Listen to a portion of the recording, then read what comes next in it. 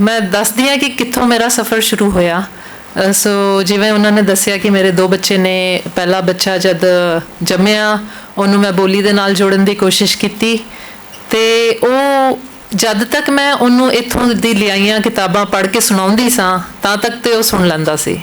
पर थोड़ा ਵੱਡਾ होया तो मैं चाहया कि ਉਹ ਜਿਵੇਂ अंग्रेज़ी ਦੀਆਂ किताबां ਚੱਕ के हत्थ ਵਿੱਚ पढ़दा है, उस तरह ही पंजाबी ਦੀਆਂ किताबां भी ਉਹ हत्थ ਵਿੱਚ ਚੱਕ के पढ़े अपने आप। वो नहीं हो पाया क्योंकि जी एक तो माहौल सारा अंग्रेज़ी का सीगा। मैं 21 वरां दी सीगी जब मैं अमेरिका चली गई सी after engineering masters computer science करन, तो उत्थे ही विआह होया, उत्थे ही बच्चा पैदा होया। तो ਉਹਨੂੰ देख के मैनू लग्या कि जे मैं ਉਹਨੂੰ पंजाबी बोली दे नाल जोड़ना है, जे मैनू सिख धर्म दे नाल जोड़ना है, तो सब तो पहला मैनू सीखना पेगा, मैनू अपने आप पंजाबी होना पवेगा, अपने आप सिक्खी विच पक्का होना पवेगा। पक्का तो कि मैनू तो कुछ पता भी नहीं सी सिक्खी दे बारे। सो उसनू पढ़ाउंदियां सिखाउंदियां मैं पंजाबी सीखी हाँ, बाणी सीखी हाँ, बाणी पढ़ना सीखी हाँ।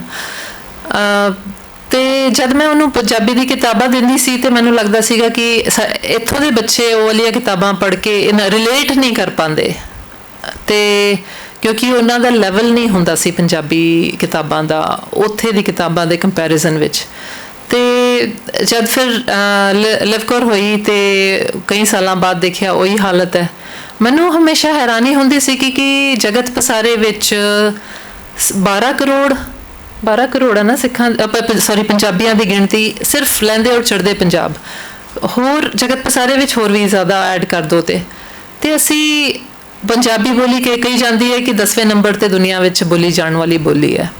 तो असी इन्ने कंगाल हाँ कि साडे कोल अपने बच्चों नूं देण लई हत्थां विच सोहणियां उस तरह दी किताबां नहीं ने जो कि वो जमदे सारी उन्हां दे नाल खेडन, वो जिहड़ियां उन्हां दे नाल गल्लां करन, जिन्हां नूं पढ़ के हत्थां विच फड़ के, जिन्हां नूं छो के उन्हां नूं अपने देश पंजाब दा, अपनी बोली दा, अपनी गुरमुखी लिपि दा माण होवे।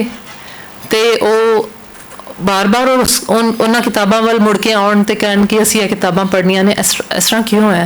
साडा बाल साहित इत्थों दी मैं बहुत किताबां लैके गई हाँ। मेरी धी राणी दी जिहड़ी लाइब्रेरी है उहदे विच इत्थों दी लैके गई हुई, मेरे ख्याल 500 के करीब किताबां होणगियां बच्चों दियां, पर उन्हां दी म्यार और उन्हां दा पद्धर इन्ना अपीलिंग नहीं है। माफ़ करना, इत्थे कई बाल साहित लिखण वाले भी बैठे होणगे तो वो अपील नहीं कीतियां साडे बच्चों नूं। सो मैनू लग्या कि शायद मेरे वास्ते सुनेहा है कि मैं कुछ करा, क्योंकि आपां हमेशा कहते कि यार यह काम नहीं होया साडी कौम विच, है ना। असीं यह कहते हैं कि इसकी कमी है या यह काम ठीक नहीं होया, पर फिर सानू अपने अंदर छाती मार के देखना चाहिए कि एक बंदे का की कॉन्ट्रीब्यूशन हो सकता है, असी की कर सकते हैं। तो मैनू लग्या कि शायद है मेरे वास्ते सुनिया कि मैं कुछ करा। हुण मेरा बैकग्राउंड जिहड़ा सीगा वो जिद्दां दस्सिया उन्होंने कि इंजीनियरिंग, फिर मास्टर्स कंप्यूटर साइंस, मेरा टैक्नोलॉजी बैकग्राउंड, पंजाब तो भी असी इन्ने दूर। पर मेरी नानी मैनू बात सुणाउंदी हुंदी सी, बातां सुणाउंदी हुंदी सी जो मेरे जहन विच हाले भी वसियां होईयां सन। वो मैं बातां अपने बच्चे नूं सुणाउंदी सीगी, मेरे बेटे नूं। जद मेरी धी होई तो मैं सुनिया कि वही बातां वो सुणाउंदा हुंदा सी अपनी निक्की भैन नूं। मैं क्या कि ते कमाल दी चीज़ है, तो स्टिक करदियां ने, जिद्दां इंग्लिश विच आपां कहंदे दी स्टिक, मतलब है तुहाडे नाल रह जांदियां ने। इहदे विच कुछ कमाल है। तो मेरे कोल कई ऑप्शन सीगे जे बच्चों की किताबां लिखणियां दे उहदा विशा की होवे। साडे बच्चे उत्थे डायस्पोरा विच रहिंदे ने, वो कई औकड़ां दा सामना करदे ने। मेरा बेटा 2000 ਦੇ ਸਕੂਲ ਵਿੱਚ ਕੱਲਾ ਗੁਰਸਿੱਖ ਮੁੰਡਾ, ਤੇ ਤੁਸੀਂ ਸੋਚ ਸਕਦੇ ਹੋ ਕਿ ਅਮਰੀਕਾ ਵਰਗੇ ਮੁਲਕ ਵਿੱਚ ਸਪੈਸ਼ਲੀ 9/11 ਦੇ ਬਾਅਦ ਤੁਹਾਨੂੰ ਪਤਾ ਚੱਲਿਆ ਹੋਣਾ ਕਿੰਨਾ ਨਸਲੀ ਵਿਤਕਰਾ ਹੁੰਦਾ ਹੈ। ਤੇ ਕਈ ਸਿੱਖਾਂ ਨੇ ਉਹਦੇ ਬਾਅਦ ਕੇਸ ਕਟਾਏ ਉੱਥੇ, ਤੇ ਉਹਦੇ ਵਿੱਚ ਇੱਕ ਬੱਚੇ ਦਾ ਆਪਣੀ ਹੋਂਦ ਨੂੰ ਲੈ ਕੇ ਤੁਰਨਾ ਸਾਨੂੰ ਕਈ ਔਕੜਾਂ ਦਾ ਸਾਹਮਣਾ ਕਰਨਾ ਪੈਂਦਾ ਹੈ। ਤੇ ਮੈਨੂੰ ਲੱਗਿਆ ਕਿ ਹੋ ਸਕਦਾ ਹੈ ਕਿ ਉਹ ਟੌਪਿਕਸ ਨੂੰ ਲੈ ਕੇ ਮੈਂ ਕਿਤਾਬਾਂ ਲਿਖਾਂ। कई चीज़ां जहन विच आईयां, पर मेरी सुरत जिहड़ी टिकी है वो टिकी है लोक कहानियां विच, लोक बातां विच। ਕਿਉਂ? ਕਿਉਂਕਿ ਮੈਨੂੰ ਲੱਗਦਾ ਕਿ ਜਿਹੜੀ ਮੁੱਢ ਕਦੀਮ ਤੋਂ ਚੱਲੀਆਂ ਆ ਰਹੀਆਂ ਜਿਹੜੀਆਂ ਸਾਡੀਆਂ ਬਾਤਾਂ ਨੇ, ਕਹਾਣੀਆਂ ਨੇ, ਉਹਨਾਂ ਵਿੱਚ ਸਾਡੀ ਬੋਲੀ ਜਿਉਂਦੀ ਹੈ, ਜਿਹੜੀ ਠੇਠ ਬੋਲੀ ਜਿਉਂਦੀ ਹੈ। ਉਹੀ ਬਾਤਾਂ ਸੁਣਦੇ ਆ ਸਾਡੇ ਗੁਰੂ ਬਾਬਾ ਨਾਨਕ ਵੱਡੇ ਹੋਏ ਹੋਣਗੇ, ਉਹ ਸਾਡੇ ਸੂਫੀ ਵੱਡੇ ਹੋਏ ਹੋਣਗੇ, ਉਹ ਸਾਡੇ ਜਿਹੜੇ ਪੁਰਖੇ ਹਨ ਉਹਨਾਂ ਦੀ ਜਿਹੜੀ ਜੀਵਨ ਸ਼ੈਲੀ, ਉਹਨਾਂ ਦੀ ਸੋਚ, ਉਹਨਾਂ ਦੀ ਸਿਆਣਪ ਦਾ ਨਿਚੋੜ ਹਨ। ਉਹ ਇੰਨੀਆਂ ਸੋਹਣੀਆਂ ਨੇ ਕਿ ਉਹਨਾਂ ਵਿੱਚ ਕੁਦਰਤ ਤੇ ਬੰਦਾ ਇੱਕਮਿਕ ਹੋ ਜਾਂਦਾ ਹੈ। ਫੁੱਲ, ਬੂਟੇ, ਪਸ਼ੂ, ਪੰਛੀ, ਜਾਨਵਰ, ਰੁੱਖ, ਕਾਇਨਾਤ ਬੰਦੇ ਦੇ ਨਾਲ ਗੱਲਾਂ ਕਰਦੀ ਹੈ, ਪਿਆਰ ਭਰੀਆਂ ਗੱਲਾਂ। ਸੋ ਮੈਂ ਉਹ ਬਾਤਾਂ ਨੂੰ ਚੁਣਿਆ ਔਰ ਉਹ ਕਿਤਾਬਾਂ ਉਹਨਾਂ ਨੂੰ ਸੁਰਜੀਤ ਕਰਨਾ ਸ਼ੁਰੂ ਕੀਤਾ ਇਸ ਤਰੀਕੇ ਦੇ ਨਾਲ ਕਿ ਬੱਚੇ ਸਾਰੇ ਜਗਤ ਪਸਾਰੇ ਵਿੱਚ ਜਿਹੜੇ ਵੀ ਬੱਚੇ ਵਸਦੇ ਨੇ, ਇੱਧਰਲੇ ਪੰਜਾਬ, ਉੱਧਰਲੇ ਪੰਜਾਬ, ਡਾਇਸਪੋਰਾ ਵਿੱਚ ਰਹਿੰਦੇ ਬੱਚਿਆਂ ਦੇ, ਪੰਜਾਬੀ ਬੱਚਿਆਂ ਦੇ, ਪੰਜਾਬੀ ਲੋਕਾਂ ਦੇ ਬੱਚੇ, ਸਾਰੇ ਉਹਨਾਂ ਦੇ ਨਾਲ ਜੁੜ ਸਕਣ, ਭਾਵੇਂ ਉਹਨਾਂ ਦਾ ਮਜ਼ਹਬ, ਭਾਵੇਂ ਉਹਨਾਂ ਦਾ ਸੋਸ਼ਲ ਸਟੇਟਸ ਕੁਝ ਵੀ ਹੋਵੇ। ਸੋ ਉਹ ਬਾਤਾਂ ਨੂੰ ਮੈਂ ਡਾਕੂਮੈਂਟ ਕਰਨਾ ਸ਼ੁਰੂ ਕੀਤਾ, ਸਚਿੱਤਰ ਕਰਨਾ ਸ਼ੁਰੂ ਕੀਤਾ।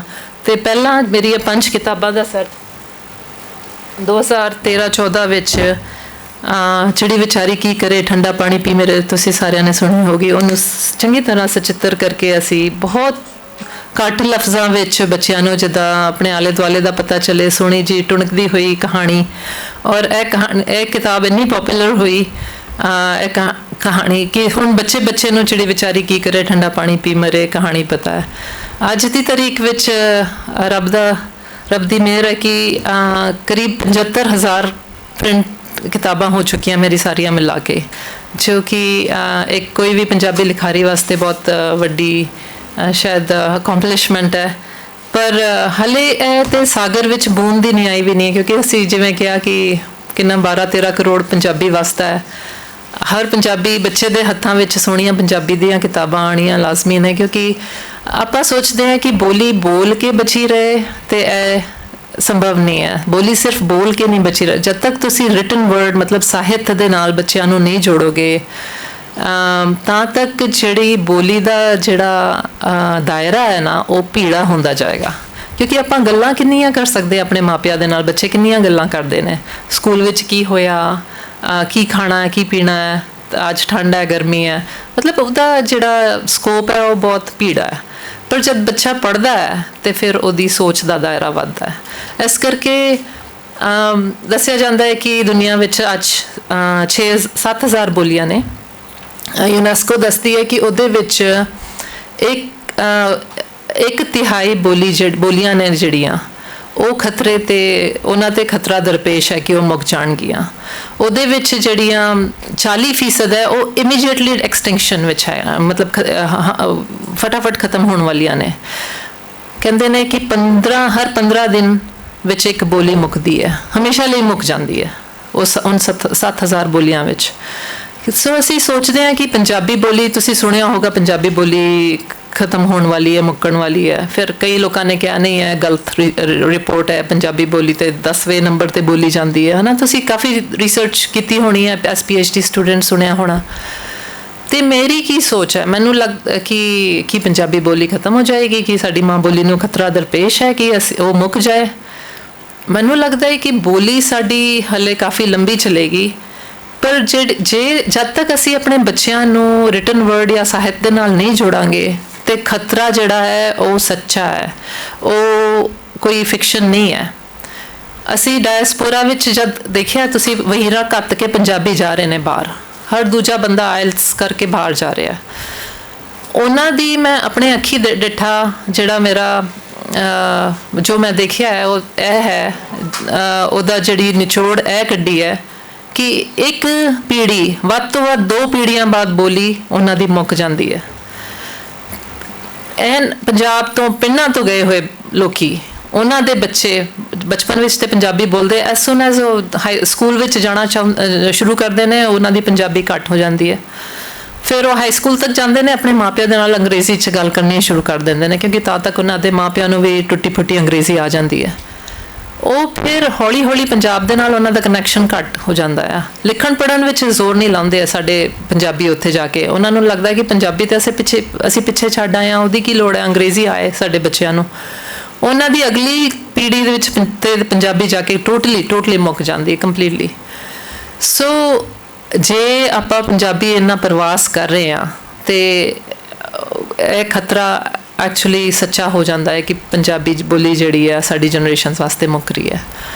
ਦੂਜਾ ਜਿਹੜਾ ਆਰਥਿਕ ਕਾਰਨ ਹੈ ਕਿ ਪੰਜਾਬੀ ਬੋਲੀ ਨੂੰ ਅਗਰ ਆਰਥਿਕ ਸੂਤਰਾਂ ਦੇ ਨਾਲ ਨਹੀਂ ਜੋੜਿਆ ਗਿਆ ਤਾਂ ਵੀ ਪੰਜਾਬੀ ਨੂੰ ਖਤਰਾ ਦਰਪੇਸ਼ ਹੈ। ਤੀਜਾ ਜਿਹੜਾ ਹੁੰਦਾ ਹੈ ਸਿਆਸੀ ਦਬਾਅ ਤੇ ਤੁਹਾਨੂੰ ਪਤਾ ਹੀ ਹੈ ਪੰਜਾਬੀ ਬੋਲੀ ਤੇ ਬਹੁਤ ਹੈ। ਤੇ ਚੌਥਾ ਹੁੰਦਾ ਹੈ ਗੈਰ ਜ਼ਿੰਮੇਵਾਰੀ, ਜਿਹੜੀ ਕਿ ਮੈਂ ਸਮਝਦੀ ਹਾਂ ਕਿ ਸਾਡੀ ਪੰਜਾਬੀ ਬੋਲੀ ਦੇ ਮੁੱਕਣ ਵਿੱਚ ਜੇ ਸਭ ਤੋਂ ਵੱਡਾ ਕਾਰਨ ਹੋਗਾ ਉਹ ਹੋਗਾ ਸਾਡੀ ਗੈਰ ਜ਼ਿੰਮੇਵਾਰੀ।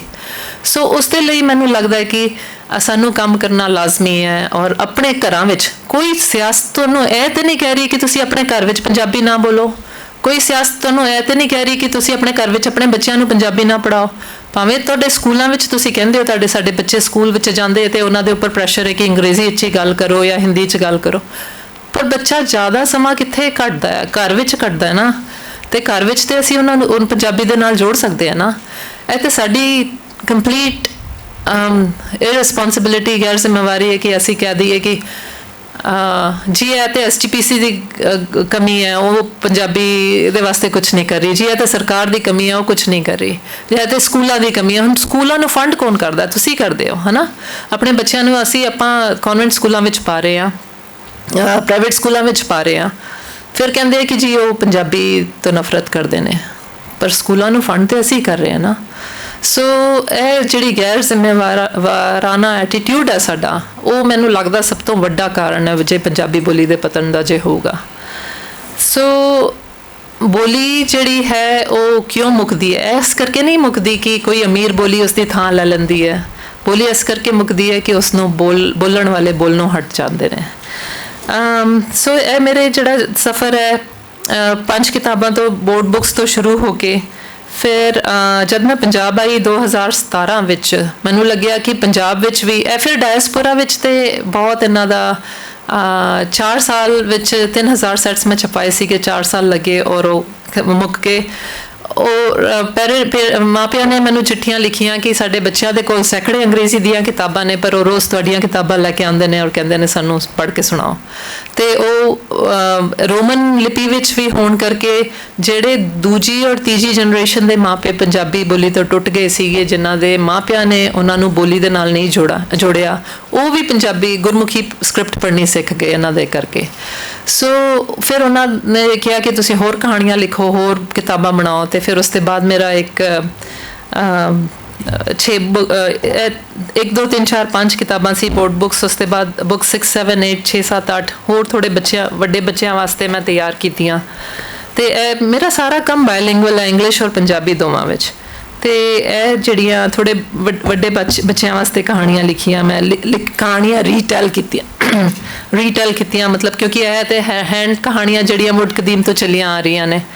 ਔਰ ਸਾਡਾ ਲੋਕ ਸਾਹਿਤ ਵਣਜਾਰਾ ਬੇਦੀ ਤੇ ਆਪਣਾ ਸੁਖਦੇਵ ਮਾਤਪੁਰੀ ਹੋਰਾਂ ਨੇ ਕਾਫੀ ਸੋਹਣਾ ਸਾਂਭਿਆ ਹੋਇਆ। ਸੋ ਮੈਂ ਉਹ ਕਹਾਣੀਆਂ ਲੈ ਕੇ ਫਿਰ ਤੋਂ ਲਿਖੀਆਂ ਤਾਂ ਜੋ ਬੱਚੇ ਉਹਨਾਂ ਦੇ ਨਾਲ ਜੁੜ ਸਕਣ, ਉਹਨਾਂ ਨੂੰ ਸਚਿੱਤਰ ਕਰਾਇਆ। ਤੇ ਇਹ ਥੋੜ੍ਹਾ ਜਿਹਾ ਮੇਰਾ ਸਫ਼ਰ ਸੀਗਾ। ਫਿਰ ਉਸ ਤੋਂ ਬਾਅਦ ਜਦ ਮੈਂ ਪੰਜਾਬ ਆਈ 2017 ਵਿੱਚ, ਮੈਨੂੰ ਲੱਗਿਆ ਕਿ ਪੰਜਾਬ ਵਿੱਚ ਵੀ ਇੰਨੀ ਲੋੜ ਹੈ ਇਸ ਪ੍ਰੋਜੈਕਟ ਦੀ ਜਿੰਨਾ ਕਿ ਉੱਥੇ ਸੀਗੀ। ਸੋ ਮੈਂ ਇਹ ਸਾਂਝਾ ਪੰਜਾਬ ਛਾਪ, ਜਿਹੜੀ ਕਿ ਕਿਉਂਕਿ ਇਹ ਬੋਰਡ ਬੁੱਕਸ ਜਿਹੜੀਆਂ ਹਨ ਇਹ ਬਹੁਤ ਮਹਿੰਗੀਆਂ ਪੈਂਦੀਆਂ ਨੇ। ਸਾਡੀ ਕੌਮ ਦਾ ਜਿਹੜਾ ਦੇ ਮਾੜੇ ਭਾਗ ਹੈਗੇ ਕਿ ਅਸੀਂ ਕਿਤਾਬਾਂ 'ਤੇ ਪੈਸੇ ਨਹੀਂ ਇਨਵੈਸਟ ਕਰਨਾ ਚਾਹੁੰਦੇ। ਸਾਨੂੰ ਲੱਗਦਾ ਕਿਤਾਬਾਂ ਤੇ ਫ੍ਰੀ ਵਿੱਚ ਹੀ ਮਿਲ ਜਾਣ, ਤੇ ਬੱਚਿਆਂ ਵਾਸਤੇ ਤੇ ਕੋਈ ਇਨਵੈਸਟ ਨਹੀਂ ਕਰਨਾ ਚਾਹੁੰਦਾ। ਸੋ ਇਹ ਇੱਥੇ ਛਪਾਉਣੀਆਂ ਬਹੁਤ ਔਖਾ ਕੰਮ ਸੀਗਾ, ਬਹੁਤ ਮਹਿੰਗਾ ਕੰਮ ਹੋਣਾ ਸੀਗਾ। ਸੋ ਅਸੀਂ 5 ਕਿਤਾਬਾਂ ਨੂੰ ਕੰਪਾਈਲ ਕਰਕੇ ਸਾਂਝਾ ਪੰਜਾਬ ਛਾਪ, ਜਿਹਦੇ ਵਿੱਚ ਗੁਰਮੁਖੀ, ਸ਼ਾਹਮੁਖੀ ਤੇ ਅੰਗਰੇਜ਼ੀ ਹੈ। ਔਰ ਉਹ ਸ਼ਾਹਮੁਖੀ ਦੀ ਵੀ ਇੱਕ ਕਹਾਣੀ ਹੈ ਕਿ ਕਿਸ ਤਰ੍ਹਾਂ ਕਿਉਂ ਅਸੀਂ ਇਨਕਲੂਡ ਕੀਤੀ ਸ਼ਾਹਮੁਖੀ ਇਹਦੇ ਵਿੱਚ। ਇੱਕ ਲਹਿੰਦੇ ਪੰਜਾਬ ਤੋਂ ਲਿਖਾਰੀ ਹਨ ਮਹਿਮੂਦ ਦੀਵਾਨ, ਜਿਹੜੇ ਕਿ ਤੁਸੀਂ ਸੁਣਿਆ ਹੋਣਾ ਕਿ ਲਹਿੰਦੇ ਪੰਜਾਬ ਵਿੱਚ ਜੋ MA ਕਰਦੇ ਨੇ ਪੰਜਾਬੀ ਵਿੱਚ, ਉਹ ਸ਼ਾਹਮੁਖੀ ਦੇ ਨਾਲ ਗੁਰਮੁਖੀ ਵੀ ਸਿੱਖਦੇ ਨੇ। ਕਿ ਸ਼ਾਹਮੁਖੀ ਦੇ ਬਾਰੇ ਤੁਸੀਂ ਜਾਣਦੇ ਹੋ? ਸ਼ਾਹਮੁਖੀ ਕੀ ਹੁੰਦੀ ਹੈ? ਤੇ ਜਦ ਪੰਜਾਬੀ ਬੋਲੀ ਨੂੰ ਤੁਸੀਂ ਫਾਰਸੀ ਲਿਪੀ ਵਿੱਚ ਲਿਖਦੇ ਹੋ ਉਹਨੂੰ ਸ਼ਾਹਮੁਖੀ ਕਿਹਾ ਜਾਂਦਾ। ਸੋ ਉੱਥੇ ਜਿਹੜਾ ਜਦ ਉਹ ਐਮਏ ਕਰਦੇ ਨੇ ਪੰਜਾਬੀ ਵਿੱਚ ਉਹਨਾਂ ਨੂੰ ਗੁਰਮੁਖੀ ਵੀ ਸਿਖਾਈ ਜਾਂਦੀ ਹੈ, ਕਿਉਂਕਿ ਪੰਜਾਬੀ ਦਾ ਜ਼ਿਆਦਾ ਇਤਿਹਾਸ ਗੁਰਮੁਖੀ, ਜ਼ਿਆਦਾ ਲਿਟਰੇਚਰ ਜਿਹੜਾ ਸਾਹਿਤ ਹੈ ਉਹ ਗੁਰਮੁਖੀ ਵਿੱਚ ਲਿਖਿਆ ਹੋਇਆ। ਸੋ ਮਹਿਮੂਦ ਅਵਾਨ ਸਾਹਿਬ ਉਹਨਾਂ ਨੇ ਮੇਰੀਆਂ ਕਿਤਾਬਾਂ, ਉਹਨਾਂ ਨੂੰ ਪਤਾ ਚੱਲਿਆ ਆਪਣੇ ਬੱਚਿਆਂ ਵਾਸਤੇ ਕਿਤਾਬਾਂ ਲੱਭਦੇ ਸੀਗੇ, ਉਹਨਾਂ ਨੂੰ ਪਤਾ ਚੱਲਿਆ, ਉਹਨਾਂ ਨੇ ਆਇਰਲੈਂਡ ਹੁੰਦੇ ਉਹਨਾਂ ਨੇ ਕਿਤਾਬਾਂ ਮੰਗਵਾਈਆਂ ਤੇ ਜਾ ਕੇ ਆਪਣੇ ਬੱਚਿਆਂ ਨੂੰ ਇਹ ਲੀਲਾ ਤੇ ਢੋਲ, ਜੱਟ ਤੇ ਘੁੱਗੀ, ਭੁੱਖੜ ਕੀੜੀ ਸੁਣਾਉਣੀਆਂ ਸ਼ੁਰੂ ਕੀਤੀਆਂ। ਤੇ ਉਹਨਾਂ ਨੇ ਦੇਖਿਆ ਕਿ ਉਹਨਾਂ ਦੇ ਬੱਚੇ ਜਿਹੜੇ ਕਿ ਅੰਗਰੇਜ਼ੀ ਬੋਲਦੇ ਸੀ ਔਰ ਉਰਦੂ ਦਾ ਵੀ ਇੱਕ ਲਫ਼ਜ਼ ਨਹੀਂ ਬੋਲ ਸਕਦੇ ਸੀ, ਉਹ ਕਿਤਾਬਾਂ ਦੇ ਨਾਲ ਇੱਦਾਂ ਜੁੜੇ ਕਿ ਕਹਿੰਦੇ ਸੀਗੇ ਕਿ ਅਬੂ ਰੋਜ਼ ਸੁਣਾਓ ਤੁਸੀਂ, ਹੈ ਨਾ, ਉਹ ਲੈ ਕੇ ਆ ਜਾਂਦੇ ਸੀ ਕਿਤਾਬਾਂ। ਤੇ ਉਹਨਾਂ ਨੇ 1-2 ਮਹੀਨੇ ਵਿੱਚ ਦੇਖਿਆ ਉਹਨਾਂ ਦੇ ਬੱਚਿਆਂ ਨੂੰ ਸਾਰੀਆਂ 5 ਕਹਾਣੀਆਂ ਯਾਦ ਹੋ ਗਈਆਂ। ਫਿਰ ਉਹਨਾਂ ਨੇ ਦੇਖਿਆ ਕਿ ਉਹ ਲਫ਼ਜ਼ਾਂ ਨੂੰ ਵਰਤਣ ਲੱਗ ਪਏ ਆਪਣੇ ਆਲੇ ਦੁਆਲੇ, ਆਪਣੀ ਜ਼ਿੰਦਗੀ ਵਿੱਚ, ਆਪਣੇ ਛੋਟੇ ਛੋਟੇ ਉਹਦੇ ਜਿਹੜੇ ਵਾਕ ਸੀਗੇ ਉਹ ਮਤਲਬ ਉਹ ਵਰਤਣ ਲੱਗ ਪਏ। ਤੇ ਉਹਨਾਂ ਨੂੰ ਲੱਗਿਆ ਕਿ ਇਹ ਕਿਤਾਬਾਂ ਵਿੱਚ ਕੁਝ ਹੈ। ਤੇ ਉਹਨਾਂ ਨੇ ਮੇਰਾ ਇੰਟਰਵਿਊ ਕੀਤਾ ਜਿਹੜਾ ਕਿ ਪਾਕਿਸਤਾਨ ਵਿੱਚ ਹਰ ਸੰਡੇ ਨਿਊਜ਼ ਚਾਰੇ ਥਾਵਾਂ ਤੋਂ ਛਪਿਆ। ਤੇ ਉਹਨਾਂ ਨੇ ਬੇਨਤੀ ਕੀਤੀ, ਮੈਂ ਉਹਨਾਂ ਨੂੰ ਕਿਹਾ ਕਿ ਤੁਸੀਂ ਪਾਕਿਸਤਾਨੀ ਪੰਜਾਬ ਵਿੱਚ ਪਬਲਿਸ਼ਰ ਲੱਭਦੇ ਹੋ ਤੇ ਤੁਸੀਂ ਜੇ ਸਮਝਦੇ ਹੋ ਕਿ ਉੱਥੇ ਦੇ ਬੱਚਿਆਂ ਦੇ ਕੋਲ ਚੰਗੀਆਂ ਕਿਤਾਬਾਂ ਨਹੀਂ ਤੇ ਅਸੀਂ ਸਾਡਾ ਆਰਟ ਵਰਕ ਔਰ ਸਾਡੀ ਜਿਹੜੀ ਇਬਾਰਤ ਹੈ ਤੁਹਾਨੂੰ ਦੇ ਦੇਵਾਂਗੇ, ਤੁਸੀਂ ਉੱਥੇ ਕਿਤਾਬਾਂ ਛਪਾ ਲਓ।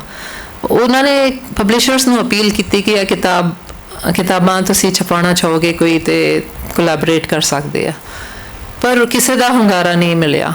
ਸੋ ਉਹ ਬਹੁਤ ਦੁਖੀ ਹੋਏ। ਉਹਨਾਂ ਨੇ ਕਿਹਾ ਕਿ ਸਾਡੇ ਬੱਚਿਆਂ ਨੂੰ ਵੀ ਲੋੜ ਹੈ, ਪੰਜਾਬੀ ਦੀਆਂ ਕਿਤਾਬਾਂ ਹੈ ਹੀ ਨਹੀਂ ਉੱਥੇ, ਸਾਡੇ ਕੋਲ ਤੇ ਬਹੁਤ ਜ਼ਖੀਰਾ ਪਿਆ ਹੈ। ਮਤਲਬ ਉਹਨਾਂ ਦਾ ਲੈਵਲ ਸ਼ਾਇਦ ਉਹਨਾਂ ਉੱਚਾ ਨਹੀਂ ਹੈ, ਪਰ ਸਾਡੇ ਕੋਲ ਬਾਲ ਸਾਹਿਤ ਬਹੁਤ ਹੈ ਔਰ ਬਹੁਤ ਪਿਆਰਾ ਵੀ ਹੈ। ਜਿਹੜੇ ਪੁਰਾਣੇ ਲਿਖਾਰੀਆਂ ਦਾ, ਗੁਰਦਿਆਲ ਸਿੰਘ, ਜਸਬੀਰ ਸਿੰਘ ਭੁੱਲਰ ਹੋਣਾ ਦਾ ਬਹੁਤ ਸੋਹਣਾ ਲਿਖਿਆ ਹੋਇਆ ਬਾਲ ਸਾਹਿਤ ਹੈ, ਪਰ ਉੱਥੇ ਕੁਝ ਵੀ ਬਾਲ ਸਾਹਿਤ ਦੇ ਨਾਂ 'ਤੇ ਅਵੇਲੇਬਲ ਨਹੀਂ ਹੈ। ਸੋ ਉਹਨਾਂ ਨੇ ਬੇਨਤੀ ਕੀਤੀ ਕਿ ਤੁਸੀਂ ਕੁਝ ਕਰ ਸਕਦੇ ਹੋ ਤਾਂ ਕਰੋ। ਤੇ ਅਸੀਂ ਕਿਹਾ ਕਿ ਅਸੀਂ ਛਪਵਾ ਦਿੰਦੇ ਹਾਂ। ਸੋ ਜਿਹੜੀ ਅਸੀਂ ਇਸ ਪੰਜਾਬ ਵਾਸਤੇ ਕਿਤਾਬ ਛਪਾਉਣ ਲੱਗੇ ਸੀਗੇ ਤੇ ਅਸੀਂ ਸੋਚਿਆ ਕਿ ਉਹਦੇ ਵਿੱਚ ਸ਼ਾਹਮੁਖੀ ਸਕ੍ਰਿਪਟ ਵੀ ਕਿਉਂ ਨਾ ਪਾ ਦਈਏ, ਸੋ ਲਹਿੰਦੇ ਪੰਜਾਬ ਦੇ ਬੱਚੇ ਵੀ ਲਾਹਾ ਲੈ ਸਕਣ। ਸੋ ਇਹਦੇ ਵਿੱਚ ਤੁਸੀਂ ਦੇਖੋਗੇ ਗੁਰਮੁਖੀ, ਸ਼ਾਹਮੁਖੀ ਤੇ ਅੰਗਰੇਜ਼ੀ ਟਰਾਂਸਲੇਸ਼ਨ। ਹੁਣ ਤੁਸੀਂ ਪੁੱਛੋਗੇ ਕਿ ਅੰਗਰੇਜ਼ੀ ਕਿਉਂ ਰੱਖੀ, ਤੁਸੀਂ ਜਦ ਪੰਜਾਬੀ ਬੋਲੀ ਵਾਸਤੇ ਕੰਮ ਕਰ ਰਹੇ ਹੋ ਤਾਂ ਅੰਗਰੇਜ਼ੀ ਕਿਉਂ ਰੱਖੀ ਹੈ? ਉਹਦੇ 2 ਕਾਰਨ ਹਨ ਕਿ ਇੱਕ ਤੇ ਜਿਹੜੇ ਡਾਇਸਪੋਰਾ ਵਿੱਚ ਸਾਡੇ ਬੱਚੇ ਨੇ ਉਹ ਅੰਗਰੇਜ਼ੀ ਬੋਲੀ ਬੋਲਦੇ, ਪੜ੍ਹਦੇ, ਲਿਖਦੇ ਨੇ। ਜਦ ਉਹਨਾਂ ਨੂੰ ਵਾਕ ਤੋਂ ਵਾਕ ਇੱਥੇ ਪੰਜਾਬੀ, ਇੱਥੇ ਅੰਗਰੇਜ਼ੀ ਲਿਖੀ ਹੈ ਤਾਂ ਉਹਨਾਂ ਨੂੰ ਪੰਜਾਬੀ ਸਮਝਣ ਵਿੱਚ ਸੌਖ ਹੋਵੇਗੀ। ਔਰ ਇੱਥੇ ਦੇ ਬੱਚਿਆਂ ਨੂੰ ਅੰਗਰੇਜ਼ੀ ਸਮਝਣ ਵਿੱਚ ਚੰਗੀ ਪੰਜਾਬੀ, ਠੇਠ ਪੰਜਾਬੀ ਤੇ ਨਾਲ ਹੀ ਅੰਗਰੇਜ਼ੀ ਦੀ ਵਾਕ ਬਣਤਰ ਕਿਸ ਤਰ੍ਹਾਂ ਕਰਨੀ ਹੈ ਔਰ ਔਖੇ ਲਫ਼ਜ਼ਾਂ ਦਾ ਅੰਗਰੇਜ਼ੀ ਤਰਜਮਾ ਉਹਨਾਂ ਨੂੰ ਇੱਥੇ ਮਿਲ ਜਾਏਗਾ। ਮੈਂ ਆਲ ਓਵਰ ਇੰਡੀਆ ਜਦ ਮੈਂ ਟੈਕਨੋਲੋਜੀ ਵਿੱਚ ਕੰਮ ਕੀਤਾ ਸੀਗਾ USA ਵਿੱਚ, ਤੇ ਮੈਂ ਦੇਖਦੀ ਸਾਂ ਕਿ ਜਿਹੜੇ ਪੰਜਾਬ ਦੇ ਸਾਡੇ ਬੱਚੇ ਆਉਂਦੇ ਆ, ਨਵੇਂ ਆਉਂਦੇ ਆ, ਅਵਲ ਤੇ ਮੈਨੂੰ ਘੱਟ ਹੀ ਨਜ਼ਰ ਆਉਂਦੇ ਸੀਗੇ ਟੈਕਨੋਲੋਜੀ ਵਿੱਚ, ਹਾਈਟੈਕ ਜੌਬਸ ਵਿੱਚ ਪੰਜਾਬ ਦੇ। ਪੂਰੇ ਇੰਡੀਆ ਦੇ ਸਾਊਥ ਵਿੱਚ ਮਿਲ ਜਾਣਗੇ, ਦਿੱਲੀ, ਬੰਬੇ ਦੇ ਮਿਲ ਜਾਣਗੇ, ਪਰ ਪੰਜਾਬ ਤੋਂ ਮੈਂ ਤਰਸਦੀ ਸੀ ਕਿ ਸਾਡੇ ਪੰਜਾਬ ਤੋਂ ਕੋਈ ਹੋਵੇ, ਤੇ ਬਹੁਤ ਹੀ ਘੱਟ ਹੁੰਦੇ ਸੀਗੇ ਟੈਕਨੋਲੋਜੀ ਵਗੈਰਾ ਏਰੀਆ ਵਿੱਚ। ਦੂਜਾ, ਜਦ ਮੈਨੂੰ ਮਿਲਦੇ ਸੀਗੇ ਮੈਨੂੰ ਲੱਗਦਾ ਸੀਗਾ ਕਿ ਉਹ ਹਮੇਸ਼ਾ ਇੰਗਲਿਸ਼ ਵਿੱਚ ਸਟਰਗਲ ਕਰਦੇ ਆ, ਤੇ ਮੈਨੂੰ ਲੱਗਦਾ ਮੈਂ ਪੰਜਾਬੀ ਔਰ ਅੰਗਰੇਜ਼ੀ ਦੀ ਲੜਾਈ ਮੈਂ ਨਹੀਂ ਸਮਝਦੀ ਕਿ ਪੰਜਾਬੀ ਦੀ ਅੰਗਰੇਜ਼ੀ ਦੇ ਨਾਲ ਲੜਾਈ ਹੈ, ਮੈਂ ਸਮਝਦੀ ਹਾਂ ਪੰਜਾਬੀਆਂ ਦੀ ਆਪਣੇ ਆਪ ਦੇ ਨਾਲ ਲੜਾਈ ਹੈ। ਤੇ ਅਸੀਂ ਬਸ ਹੀਨ ਭਾਵਨਾ ਦੇ ਸ਼ਿਕਾਰ ਹਾਂ, ਇਸ ਕਰਕੇ ਆਪਾਂ ਪੰਜਾਬੀ ਨੂੰ ਹੇਠਾਂ ਰੱਖਿਆ ਹੋਇਆ। ਸਾਨੂੰ ਦੋਵੇਂ ਬੋਲੀਆਂ ਵਿੱਚ ਪਰਪੱਕ ਹੋਣਾ ਚਾਹੀਦਾ, ਪੰਜਾਬੀ ਔਰ ਅੰਗਰੇਜ਼ੀ ਗਲੋਬਲ ਲੈਂਗੁਏਜ ਹੈ, ਤੇ ਇਸ ਕਰਕੇ ਮੈਂ ਦੋਵੇਂ ਲੈਂਗੁਏਜਸ ਨੂੰ ਇਕੱਠੇ ਰੱਖਿਆ ਹੈ। ਤੇ ਦੂਜਾ ਇੱਕ ਮੈਸੇਜ ਵੀ ਦੇ ਰਹੇ ਆਪਾਂ ਕਿ ਆਪਣੇ ਬੱਚਿਆਂ ਨੂੰ ਕਿ ਅੰਗਰੇਜ਼ੀ ਔਰ ਪੰਜਾਬੀ ਤੁਹਾਡੇ ਵਾਸਤੇ ਬਰਾਬਰ ਹਨ, ਪੰਜਾਬੀ ਉੱਚੀ ਹੋਣੀ ਚਾਹੀਦੀ ਹੈ। ਬਹੁਤ ਰਿਸਰਚ ਦੱਸਦਾ ਕਿ ਯੂਨੈਸਕੋ ਦਾ ਰਿਸਰਚ 1953 ਦਾ, ਉਹਨਾਂ ਨੇ ਬਹੁਤ ਵੱਡਾ ਪੇਪਰ ਲਿਖਿਆ, ਉਹਨਾਂ ਨੇ ਦੱਸਿਆ ਹੈ ਕਿ ਜਿਹੜੀ ਮੁੱਢਲੀ ਐਜੂਕੇਸ਼ਨ ਹੈ, ਮੁੱਢਲੀ ਸਿੱਖਿਆ ਹੈ ਬੱਚਿਆਂ ਦੀ, ਉਹ ਆਪਣੀ ਮਾਂ ਬੋਲੀ ਵਿੱਚ ਹੋਣੀ ਲਾਜ਼ਮੀ ਹੈ, ਕਿਉਂਕਿ ਬੱਚੇ ਦੇ ਘਰ ਦਾ ਮਾਹੌਲ ਆਪਣੀ ਮਾਂ ਬੋਲੀ ਵਿੱਚ ਸਿਰਜਿਆ ਹੁੰਦਾ ਹੈ। ਉਹ ਜਦ ਸਕੂਲ ਜਾਂਦਾ ਹੈ ਤੇ ਉਹ ਐਜ਼ ਐਨ ਐਮਪਾਵਰਡ ਬੀਇੰਗ ਜਾਂਦਾ ਹੈ ਸਕੂਲ, ਕਿਉਂਕਿ ਉਹਨੂੰ ਕੁਛ ਆਉਂਦਾ ਹੈ। ਇੱਕ ਪਤਾ ਨਹੀਂ ਤੁਸੀਂ ਦੇਖੀ ਕਿ ਨਹੀਂ, ਲਹਿੰਦੇ ਪੰਜਾਬ ਤੋਂ ਇੱਕ ਵੀਡੀਓ ਆਈ ਸੀਗੀ ਜਿਹਦੇ ਵਿੱਚ ਇੱਕ ਛੋਟਾ ਜਿਹਾ ਬੱਚਾ ਹੈ, ਉਹ ਸਕੂਲ ਵਿੱਚ ਉਹਦੀ ਆਲਮਾ ਉਹਨੂੰ ਪੁੱਛਦੀ ਹੈ ਕਿ ਇਹ ਕੀ ਹੈ, ਤੇ ਉਹ ਵਾਟ ਇਜ਼ ਦਿਸ, ਤੇ ਇੱਕ ਕੀੜੀ ਦਾ ਚਿੱਤਰ ਹੈ, ਤੇ ਉਹ ਕਹਿੰਦਾ ਕੀੜੀ, तो वो कहती है ये कीड़ी है, वो कहता है कीड़ी तो है, कहते किन्ने क्या कीड़ी है, माँ ने क्या है कीड़ी है, तो कहते कि यह कीड़ी नहीं है, ये कीड़ी नहीं है। वो कहती वो उर्दू विच पंजाबी बच्चे नूं अंग्रेजी सिखा रही है, वो बच्चा टोटली कन्फ्यूजड है और वो अड़िया होया क्योंकि उसकी माँ ने तो यही दसिया कि माँ बोली च कि कीड़ी है। वो रोन लगता है, वो उर्दू च डांटी जाती है कीड़ी नहीं है, कहती तू भाई महताब तो पुछ लै कीड़ी है, तो मेरी माँ कहती कीड़ी है, भाई महताब कहता कीड़ी है, तो तू किदां कह रही है कीड़ी नहीं है, कहती ये कीड़ी नहीं है। तो वो रोई जाता उत्थे और उन्होंने डांट के कहती है मतलब कि एंट है। तो हुण जिहड़ा बच्चा है उसका कोई कॉन्फिडेंस नहीं है ना स्कूल विच कि उन्होंने जो भी सिखाया गया घर विच वो तुसी झुटला रहे हो। सो रिसर्च यह दसदा है कि जब बच्चे की मुढ़ली सिक्ख्या जे उसकी माँ बोली विच होवे ते उहदे वास्ते दूजियां बोलियां सिखणियां सौखियां हो जांदियां ने। ਉਹਦਾ ਜਿਹੜਾ ਸੈਂਟੈਂਸ ਸਟਰਕਚਰ ਬਣਾਉਣਾ ਆ ਜਾਂਦਾ ਹੈ, ਉਹਨੂੰ ਜਿਹਨੂੰ ਕਹਿੰਦੇ ਆਪਾਂ ਰੀਡ ਬਿਟਵੀਨ ਲਾਈਨਸ, ਉਹ ਕਰਨਾ ਆ ਜਾਂਦਾ ਹੈ। ਉਹਦੀ ਜਿਹੜੀ ਕ੍ਰਿਟੀਕਲ ਥਿੰਕਿੰਗ ਹੈ, ਜਿਹਨੂੰ ਕਹਿੰਦੇ ਆਪਾਂ ਆਲੋਚਨਾਤਮਕ ਸੋਚ ਹੈ, ਉਹ ਵੱਧ ਜਾਂਦੀ ਹੈ। ਸੋ ਬੱਚੇ ਦੀ ਜਿਹੜੀ ਪ੍ਰਾਇਮਰੀ ਐਜੂਕੇਸ਼ਨ ਉਹਨੂੰ ਪੰਜਾਬੀ ਵਿੱਚ ਗੂੜੀ ਹੋਵੇ ਤਾਂ ਜਾ ਕੇ ਉਹਨੂੰ ਦੂਜੀਆਂ ਬੋਲੀਆਂ ਇੰਟਰੋਡਿਊਸ ਕੀਤੀਆਂ ਜਾਣ। ਇੱਕ ਤੁਸੀਂ ਤੋਮੀਓ ਮਿਜ਼ੋਕਾਮੀ ਪ੍ਰੋਫੈਸਰ ਦਾ ਨਾਂ ਸੁਣਿਆ, ਇੱਕ ਜਾਪਨੀਜ਼ ਪ੍ਰੋਫੈਸਰ ਹਨ। उन्होंने दिल्ली यूनिवर्सिटी तो बहुत सारी लैंग्वेजेस स्टडी कीतियां, बंगला, कश्मीरी, हिंदी, उर्दू, ते उन्हों दी मनपसंद जुबान पंजाबी। उन्होंने जलंधर रह के अपना ते उत्थे फैसलाबाद रह के पंजाबी स्टडी की है, तो पंजाबी दे कई कायदे और किताबां लिखियां जापानी बोली विच ताकि जैपनीज़ जो साउथ एशियन स्टडीज़ करते हैं उन्होंने पंजाबी बोली आ सके।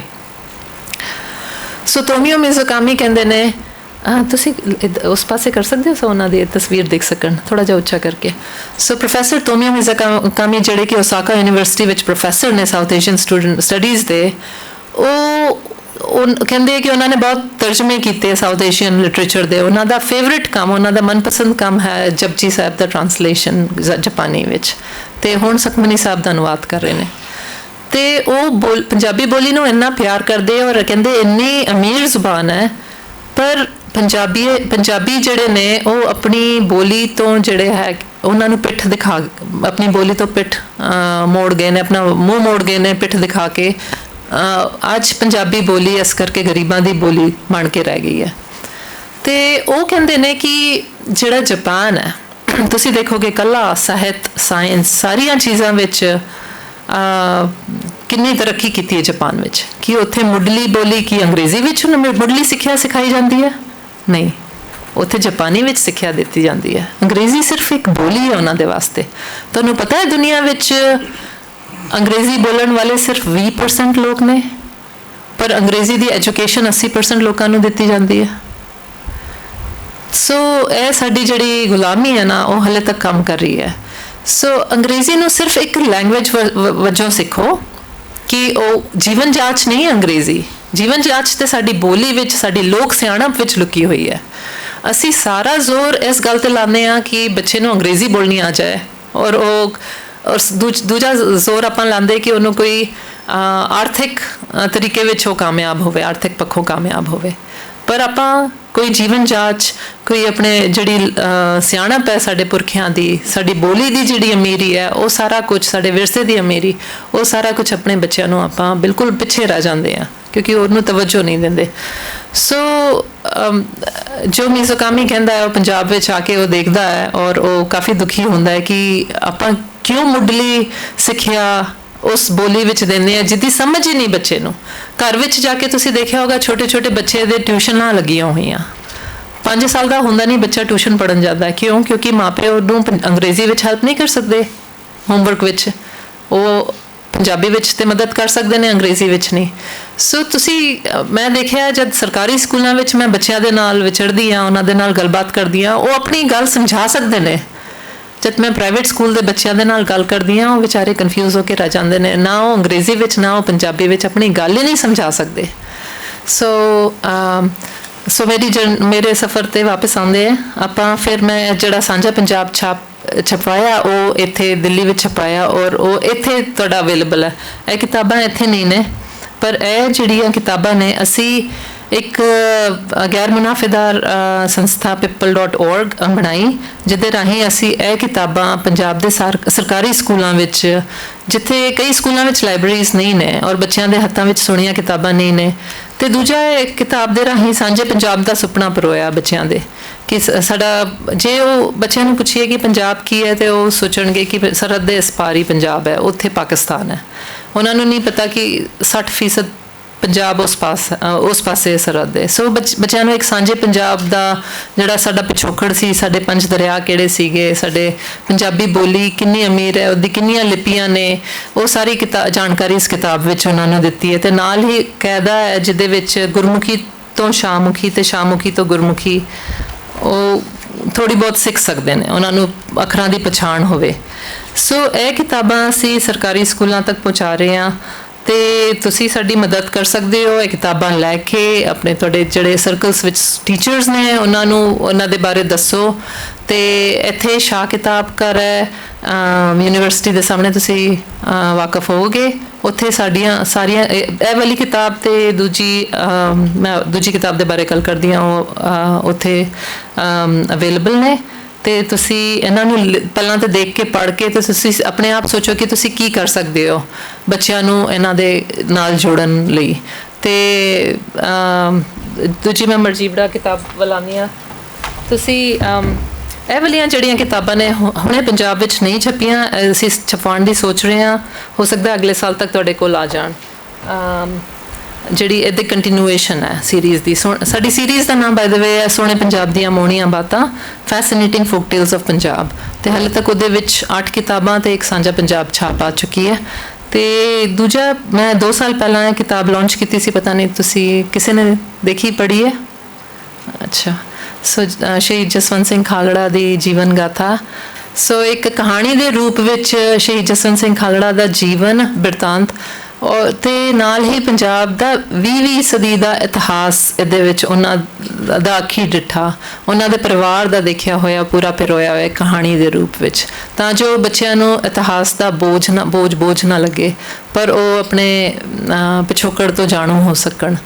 ਤੇ ਇਹਦੇ ਵਿੱਚ ਪੂਰੀ ਇਲਸਟ੍ਰੇਟਡ ਕਿਤਾਬ ਹੈ। ਮੀਨਸ ਇਹਦੇ ਵਿੱਚ ਅਸੀਂ ਕਾਫੀ ਸਾਰੀ ਆਰਟ ਵਰਕ ਬਹੁਤ ਧਿਆਨ ਦਿੱਤਾ ਹੈ ਤਾਂ ਜੋ ਬੱਚਿਆਂ ਨੂੰ ਖਿੱਚ ਸਕੇ। ਤੇ ਨਾਲ ਹੀ ਉਹਨਾਂ ਦੇ ਪਰਿਵਾਰ ਨੂੰ ਇੰਟਰਵਿਊ ਕਰਕੇ ਉਹਨਾਂ ਦੇ ਬਚਪਨ ਦੀਆਂ ਕਹਾਣੀਆਂ ਤੋਂ ਲੈ ਕੇ ਉਹਨਾਂ ਦੀ ਜਿਹੜਾ ਪਿਛੋਕੜ ਸੀਗਾ, ਜੋ ਉਹਨਾਂ ਨੂੰ ਬਚਪਨ ਤੋਂ ਲੈ ਕੇ ਮਰਜੀਵੜੇ ਤੱਕ ਦਾ ਸਫ਼ਰ ਹੈ, ਪੂਰਾ ਬਿਆਨ ਕੀਤਾ ਹੈ। ਤੇ ਨਾਲ ਹੀ ਬਹੁਤ ਸਾਰੀ ਇਨਫੋਰਮੇਸ਼ਨ ਹੈ ਜਿਹਦਾ ਪੰਜਾਬ ਦੀ ਵੰਡ, ਕਿਉਂਕਿ ਉਹਨਾਂ ਜਿਹੜੀਆਂ 3 ਪੀੜ੍ਹੀਆਂ ਸੀਗੀਆਂ, ਉਹਨਾਂ ਨੇ ਪੰਜਾਬ ਨੂੰ ਵੰਡਦਿਆਂ ਦੇਖਿਆ, ਫਿਰ ਵੰਡਦੇ ਦੇਖਿਆ। ਤੇ ਉਹ ਸਾਰੀ ਜਿਹੜੀ ਹੈ ਜਾਣਕਾਰੀ ਚਿੱਤਰਾਂ ਦੇ ਰਾਹੀਂ, ਤੇ ਜਦ ਇੱਕ ਵਾਰੀ ਬੱਚਾ ਇਹ ਦੇਖ ਲੈਂਦਾ ਹੈ ਕਿ ਉਹਨਾਂ ਦੇ ਦਾਦਾ ਜੀ ਨੇ ਹਰਨਾਮ ਸਿੰਘ ਜੀ, ਜਿਹੜੇ ਕਿ ਕਾਮਾਗਾਟਾ ਮਾਰੂ ਵਿੱਚ ਸੀਗੀ, ਤੇ ਤਾਂ ਫਿਰ ਸਾਂਝਾ ਪੰਜਾਬ ਸੀਗਾ। ਉਹਨਾਂ ਦੇ ਪਿਤਾ ਜੀ ਬਾਪੂ ਕਰਤਾਰ ਸਿੰਘ, ਤੇ ਤਾਂ ਉਹਨਾਂ ਦੇ ਵੇਲੇ ਪੰਜਾਬ 2 ਵਿੱਚ ਵੰਡਿਆ ਗਿਆ। ਤੇ ਫਿਰ ਜਸਵੰਤ ਸਿੰਘ ਖਾਲੜਾ ਜਦ 12-13 ਵਰ੍ਹੇ ਦੇ ਸੀਗੇ, ਸੋ ਫਿਰ ਪੰਜਾਬ ਫਿਰ ਛਾਂਗਿਆ ਗਿਆ। ਤੇ ਇਸ ਤਰ੍ਹਾਂ ਦੀ ਜਿਹੜੇ ਇਲਸਟ੍ਰੇਸ਼ਨਸ ਹੈ, ਉਹਨਾਂ ਨੂੰ ਦੇਖ ਕੇ ਪੰਜਾਬ ਦੀ ਪੂਰੀ ਕਹਾਣੀ ਬੱਚਿਆਂ ਨੂੰ ਚੰਗੀ ਤਰ੍ਹਾਂ ਸਮਝ ਆਉਂਦੀ ਹੈ। ਤੇ ਹੁਣ ਮੈਂ ਉਹ ਪੁੱਛਣਾ ਚਾਹੂੰਗੀ ਕਿ ਤੁਹਾਨੂੰ ਕੋਈ ਸਵਾਲ ਨੇ ਮੇਰੇ ਸਫ਼ਰ ਤੇ ਜਾਂ ਫਿਰ ਕਿਤਾਬਾਂ ਦੇ। ਸੋ ਹੁਣ ਜਿਹੜੀਆਂ ਕਿਤਾਬਾਂ ਅਵੇਲੇਬਲ ਨੇ ਇੱਥੇ ਸ਼ਾਹ ਕਿਤਾਬ ਘਰ 'ਤੇ, ਤੇ ਉਹ ਘਰ ਬੈਠੇ ਮੇਲ ਵੀ ਕਰ ਦਿੰਦੇ ਨੇ, ਤੁਸੀਂ ਇੱਥੇ ਲੋਕਲ ਤੁਸੀਂ ਲੈ ਸਕਦੇ ਹੋ। ਇਹ ਦੋਵੇਂ ਨੇ।